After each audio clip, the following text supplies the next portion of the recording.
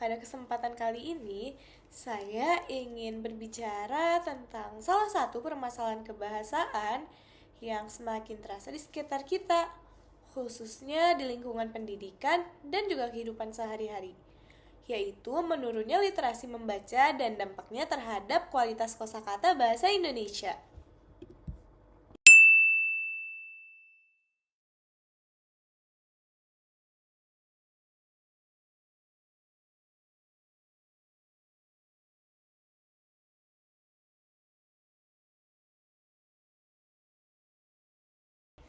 Literasi membaca merupakan fondasi utama dalam penguasaan bahasa.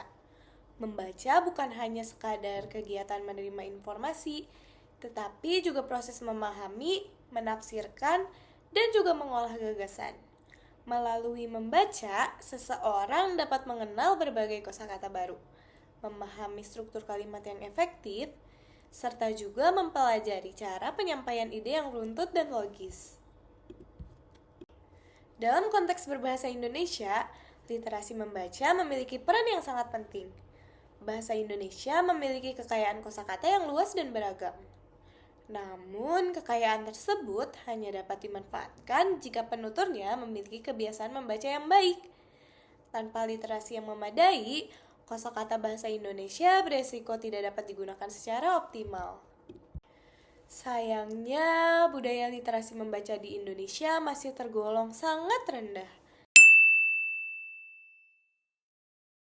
Di era digital saat ini, banyak orang lebih terbiasa membaca teks singkat seperti unggahan media sosial, pesan instan, ataupun judul berita tanpa mendalami isi bacaan berita tersebut secara utuh. Pola membaca seperti ini cenderung bersifat cepat, dangkal, dan tidak berkelanjutan. Kondisi tersebut kemudian dapat berdampak secara langsung pada kualitas kosakata yang dimiliki oleh seseorang. Ketika seseorang jarang membaca teks yang kaya dan bermutu, maka kosakata yang dikuasai pun menjadi terbatas.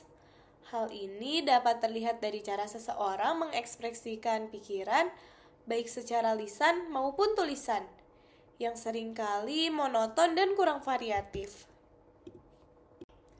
Di lingkungan akademik, permasalahan ini semakin terlihat jelas. Banyak mahasiswa yang mengalami kesulitan dalam menyusun tulisan ilmiah karena keterbatasan kosakata.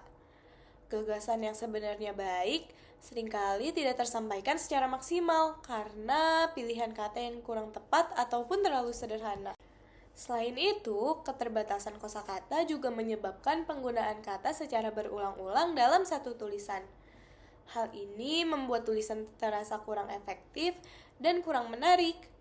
Dalam beberapa kasus, mahasiswa juga cenderung menggunakan istilah asing atau bahasa gaul untuk menutupi keterbatasan kosakata bahasa Indonesia yang mereka miliki.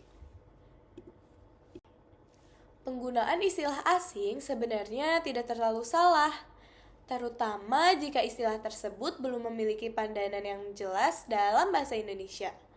Namun, masalah muncul ketika istilah asing digunakan secara berlebihan. Bahkan untuk konsep yang sebenarnya sudah memiliki padanan yang jelas dalam bahasa Indonesia. Kondisi ini menunjukkan bahwa kosakata bahasa Indonesia kurang dikuasai dan kurang diapresiasi. Menurunnya literasi membaca juga berdampak pada kemampuan memahami teks. Seseorang dengan kosakata terbatas akan kesulitan memahami bacaan yang kompleks. Akibatnya, minat membaca semakin menurun karena membaca dianggap sebagai kegiatan yang sulit dan membosankan. Siklus ini terus berulang-ulang dan semakin memperlemah budaya literasi. Hubungan antara bahasa dan pikiran juga tidak dapat dipisahkan. Bahasa merupakan alat berpikir. Semakin kaya kosakata yang dimiliki seseorang, semakin luas pula kemampuan berpikirnya. Sebaliknya, kosakata yang terbatas dapat membatasi cara seseorang dalam memahami dan mengolah suatu persoalan. Dengan kata lain, rendahnya literasi membaca tidak hanya berdampak pada bahasa, tetapi juga pada kualitas berpikir. Dalam konteks yang lebih luas, menurunnya kualitas kosakata bahasa Indonesia dapat memengaruhi Kualitas diskusi publik. Diskusi menjadi dangkal, argumen kurang tajam, dan perdebatan seringkali berujung pada kesalahpahaman karena keterbatasan bahasa dalam menyampaikan ide secara tepat. Bahasa Indonesia seharusnya menjadi sarana utama untuk menyampaikan pemikiran ilmiah, gagasan kritis, serta pandangan reflektif. Namun, jika kosakata yang dikuasai penuturnya terbatas, maka potensi bahasa Indonesia sebagai bahasa ilmu pengetahuan tidak dapat berkembang secara optimal.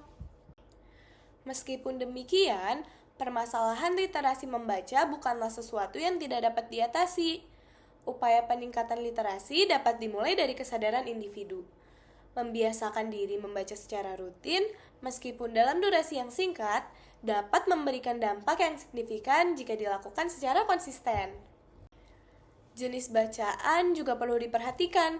Membaca buku non-fiksi, karya sastra, artikel ilmiah, dan esai berkualitas dapat membantu memperkaya kosakata dan memperluas cara pandang.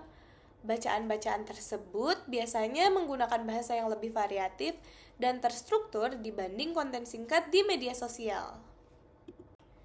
Di sisi lain, teknologi digital juga dapat dimanfaatkan sebagai sarana peningkatan literasi.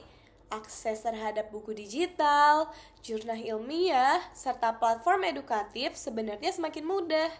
Dengan pemanfaatan yang tepat, teknologi dapat menjadi alat untuk memperkaya kosakata dan meningkatkan kualitas bahasa. Peran institusi pendidikan, khususnya perguruan tinggi, juga sangat penting dalam membangun budaya literasi. Tugas-tugas akademik yang mendorong mahasiswa untuk membaca, menganalisis, dan menulis secara kritis dapat menjadi sarana pembelajaran bahasa yang efektif.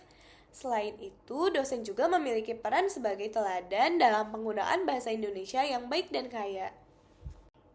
Sebagai mahasiswa, kita memiliki tanggung jawab moral untuk menjaga dan mengembangkan bahasa Indonesia. Literasi membaca bukan hanya kebutuhan akademik, tetapi juga bagian dari upaya mempertahankan bahasa Indonesia sebagai bahasa yang bermartabat dan berdaya saing di tengah arus globalisasi.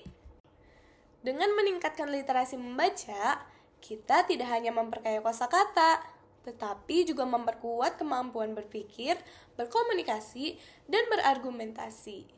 Bahasa Indonesia akan tetap hidup dan berkembang jika digunakan secara sadar, tepat, dan bermakna oleh penuturnya.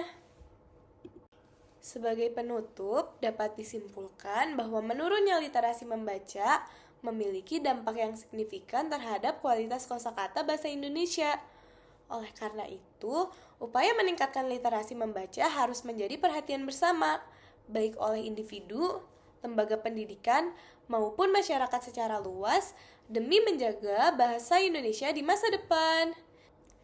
Berdasarkan pemaparan tadi, dapat kita simpulkan bahwa menurunnya literasi membaca memiliki dampak yang signifikan terhadap kualitas kosakata bahasa Indonesia.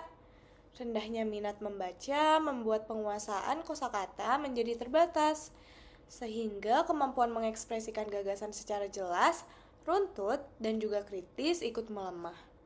Kondisi ini tidak hanya berpengaruh pada kemampuan berbahasa individu, tetapi juga pada kualitas komunikasi akademik dan intelektual secara keseluruhan. Oleh karena itu, peningkatan literasi membaca perlu menjadi perhatian bersama. Membiasakan diri membaca bacaan yang berkualitas merupakan langkah penting untuk memperkaya kosakata dan menjaga keberdayaan bahasa Indonesia.